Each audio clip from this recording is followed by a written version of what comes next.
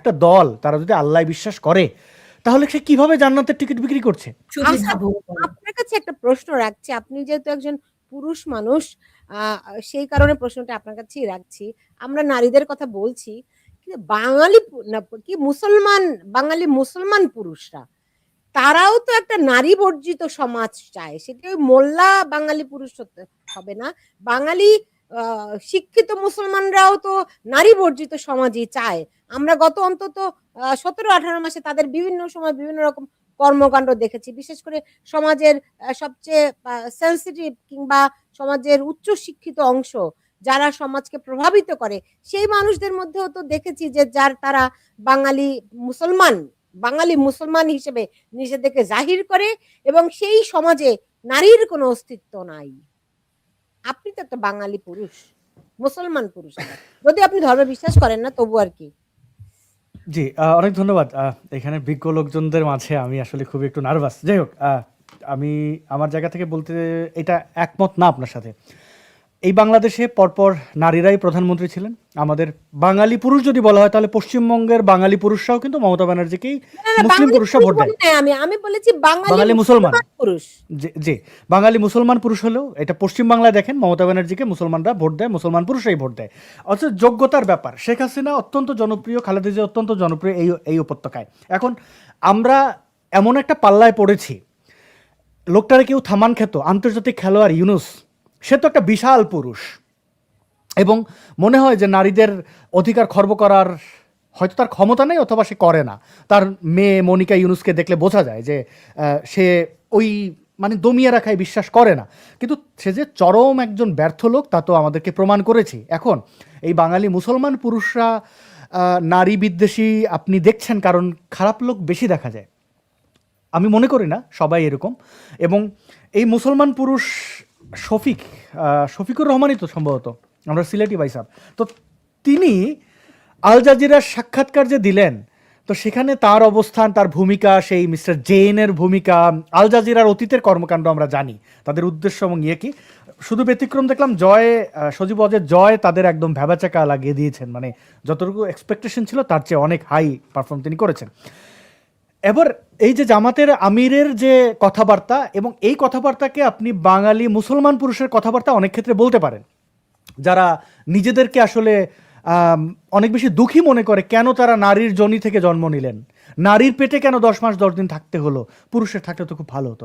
দেখেন, এরা কিন্তু এখন না, এই বাংলাদেশের সৃষ্টি থেকে এরা 52-এর ভাষা আন্দোলন বিরোধিতা করেছিল। গোলাম আজম বলে কেউ কেউ পক্ষে ছিল, কিন্তু সে তার লিখে গেছে এটা তার ভুল ছিল, যতটুকুই পক্ষে ছিল ভাষা আন্দোলনে যুক্ত হওয়া। ভাষা কি? মাতৃভাষা, ওই যে মা বিরোধিতা। বাংলাদেশ, এই যে আমরা বলি মাতৃভূমি, মা বিরোধিতা। এখন তাদের আপনি দেখছেন আটলান্টিক পার হয়ে গিয়ে আমেরিকার সাথে তারা একটা ষড়যন্ত্রে লিপ্ত হয়ে ক্ষমতা দখল করতে চাইছে। এরা দালাল, এরা মাতৃভূমি বিক্রি করতে চায়। যেহেতু পাকিস্তানের কাছে মাতৃভূমি কেনার টাকা নাই, তারা নিজেরাই আমাদের চেয়ে মানে ভিখারির দেশ, তাই এখন ভারত যেহেতু কিনবে না, চায়নাও অতটা বোধ হয় না, মনে হয় না তো ইন্টারেস্টেড, ওরা তো চায়নাও গেছিল। আমেরিকা যেহেতু ওদের কাজই হচ্ছে বিভিন্ন জায়গায় বিষ বৃক্ষ রোপণ করা, এরা আফগানিস্তানে এই কাজটা করেছে, ইরাকে করেছে, এগুলো আমরা জানি সেই দেশগুলোর অবস্থা কি। লিবিয়ার দিকে তাকান। তো এখন বাংলাদেশে জামাতের মতো পিওর দালাল আপনি কোথায় পাবেন? মাকে বেঁচে দেওয়ার মতো এরকম সন্তান জননীকে বিক্রি করে দেয়, এটা তো বাংলাদেশে জামাত ছাড়া আর কেউ নাই।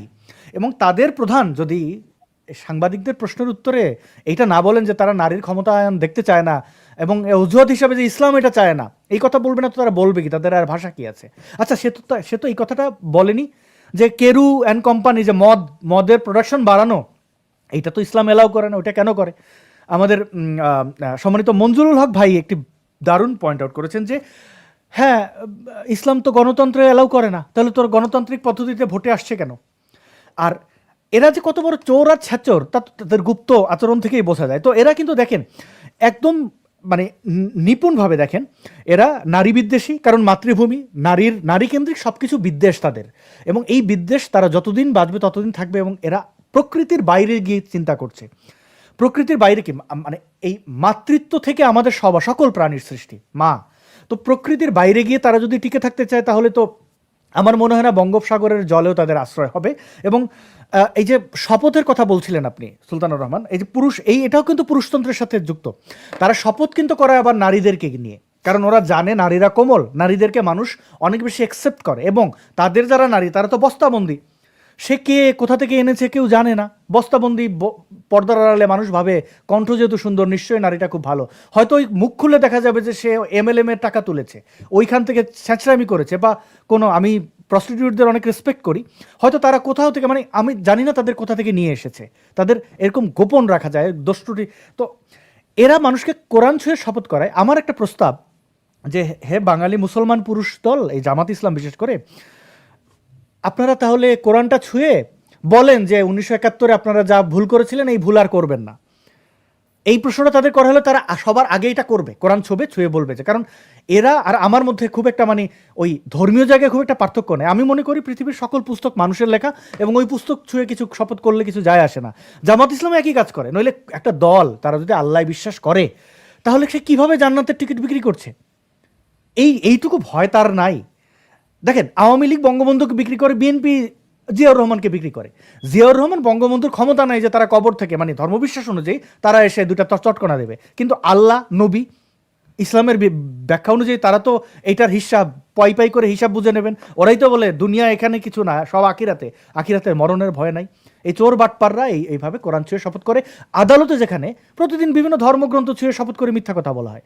আচ্ছা, পুস্তক শপথ করে যদি সত্য কথা বলা হতো, তাহলে তো আর ওই মানে ট্রায়ালে যেতে হতো না, বিচারিক প্রক্রিয়া যেতে হতো না। ও কোরআন ছুঁয়ে বলেছে, গীতা ছুঁয়ে বলেছে, বাইবেল ছুঁয়ে বলেছে, সত্য। তো এই জামাত ইসলামের ভাব, কোরআন দেখে যারা ছুঁয়ে শপথ করছেন, মনে রাখবেন তারা নিজেরাই কোরআন বিশ্বাস করে না, এবং এরা প্রকৃতির বাইরের।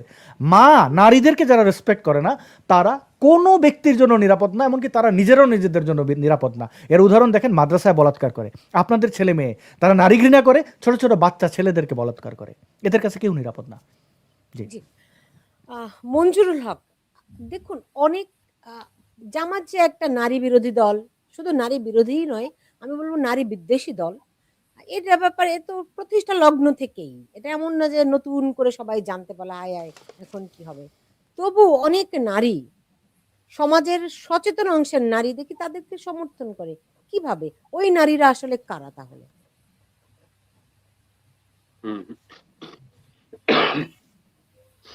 এখন এদেরকে অশিক্ষিত বললে আবার সমস্যা, কারণ শিক্ষার কোন মানদণ্ডে অশিক্ষিত বললেন সেটি আবার বলতে হবে। তো বেসিক যদি বলি, কতগুলো বেসিক আছে পৃথিবীতে যে বেসিক গুলো চেঞ্জ হয় না। একটা বেসিক হচ্ছে যে পানি নিচের দিকে গড়ায়, উপর দিকে ওঠে না। দ্বিতীয় বেসিক হচ্ছে যে ডিম তা দিলে বাচ্চা হয়, ডিমের মতো দেখতে পাথর তা দিলে বাচ্চা হয় না। এগুলো বেসিক। ঠিক সেরকম আর একটা বেসিক হচ্ছে যে মডার্ন স্টেট অ্যান্ড ইসলাম কখনো একসঙ্গে চলতে পারে না, নেভার এভার। যদি পৃথিবীতে কোনো দেশ বলে যে আমি পূর্ণাঙ্গভাবে ইসলামী শাসন কায়েম করেছি, তাহলে প্রথমেই দেখতে হবে সেই দেশে কোনো ব্যাংক আছে কিনা।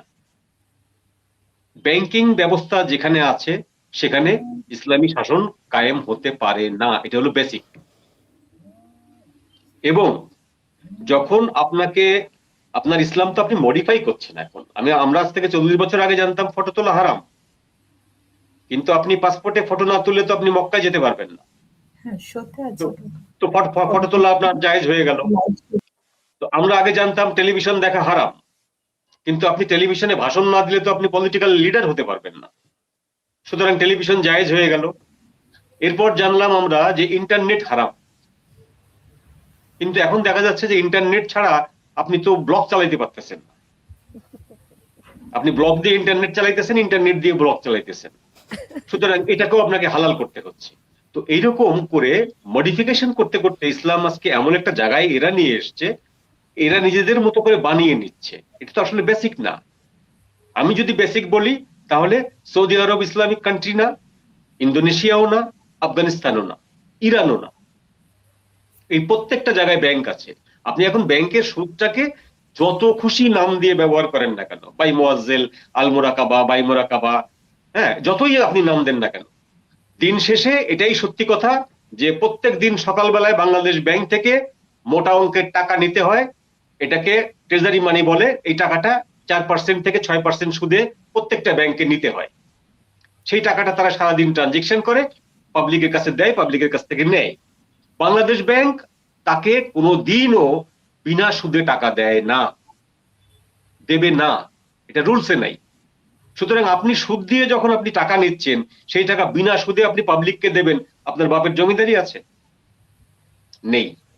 সুতরাং আপনাকে স্বীকার করতে হবে যে ব্যাংকিং ব্যবস্থাটা সৃষ্টি করেছিল ইহুদিদের দ্বারা, ইহুদিরা সৃষ্টি করেছে পৃথিবীর একটি যুগান্তকারী ব্যবস্থা। সেই যুগান্তকারী ব্যবস্থার ভিতরে সুদ আছে, সেই সুদ আপনাকে খেতে হচ্ছে এবং দিতে হচ্ছে। সুতরাং এই সুদ খাওয়া এবং সুদ নেওয়া, এই দুইটা পাশাপাশি চললে আপনি ইসলামিক শাসনতন্ত্র কোনোদিনই কায়েম করতে পারেননি, পারবেনও না।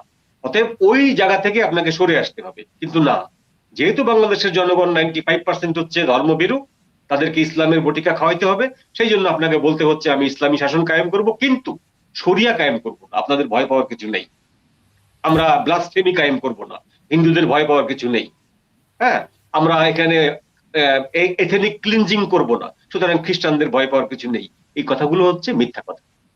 কারণটা হলো যে আপনি ইসলামী শাসন এবং ডেমোক্রেটিক শাসন একসাথে পাশাপাশি চলতে গেলে কলিশন মাস্ট, কলিশন হবেই। আপনাকে এটা আপনি ঠেকাইতে পারবেন না। আপনাকে যেটা করতে হবে, আপনি আমেরিকা বা গ্রেট ব্রিটেন এদের সহায়তা নিয়ে যে আপনি দেশটা চালাতে চাচ্ছেন, সরকার চালাতে চাচ্ছেন ক্ষমতায়, যে সেইটা একটা ডেমোক্রেটিক গণতান্ত্রিক দেশ হবে, এবং সেটা একচেটিয়া গণতন্ত্র, আপনাদের দ্বারা নিয়ন্ত্রিত গণতন্ত্র। সেইটাকে আপনারা ইসলামিক খোলস দিতে পারেন, ইসলামিক ঠুসি পড়াতে পারেন, but this is not a Islamic country বা ইসলামিক শাসন ব্যবস্থা হবে না এটা। এখন আমাদের স্বীকৃত যে মহিলাদের কথা বলছেন আপনি, যারা এটা মানছেন, কেন মানছেন, আমি নিজে প্রশ্ন করে কোনো উত্তর পাইনি। আমার আত্মীয় স্বজনের মধ্যেও কিন্তু এরকম প্যাকেট টুকুট আছে। হ্যাঁ, এরকম বস্তা টস্তা পড়া, এই প্যাকেট ট্যাকেট পড়া, এগুলো আছে আমার আত্মীয়দের মধ্যেই আছে। ইভেন আমার এমনও আমি লোক দেখেছি আমার পরিচিতদের ভিতরে যে কনভেন্টে পড়েছে, দার্জিলিং এ কনভেন্টে পড়ে সেখান থেকে পাশ করে এসে আবার প্যাকেট করে ফেলেছে। তো এইটা আমাদের সমস্ত হিসাবের বাইরে। আমরা আগে হিসাব করতাম যে বিজ্ঞান যত বেশি ডেভেলপ করবে, যত বেশি মানুষের দোরগোড়ায় পৌঁছাবে, তত বেশি মানুষ মুক্ত চিন্তার হবে, তত বেশি মানুষ আরো ফ্রেশ মাইন্ডের হবে, এবং তত বেশি মানুষ লজিক নির্ভর হবে, যুক্তি নির্ভর হবে। আনফরচুনেটলি আমাদের দেশে উল্টোটা হয়েছে। যত বেশি বিজ্ঞান মানুষের দোরগোড়ায় গেছে, তত বেশি মানুষ কুপবন্দুক হয়েছে।